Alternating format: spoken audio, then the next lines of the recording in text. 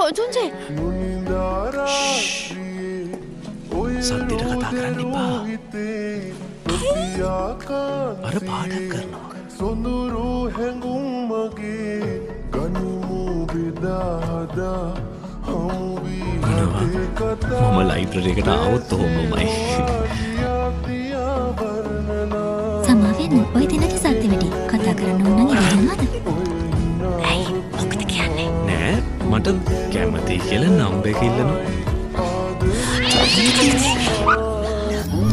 කුලිම බනතාල එක පස්සෙම වෙටී දේශ හිත පැටලෙනු මම ගාව යදිනවා ප්‍රේමය උළුළු කුලිම බනතාල එක පස්සෙම වෙටී දේශ හිත පැටලෙනු මම ගාව යදිනවා ප්‍රේමය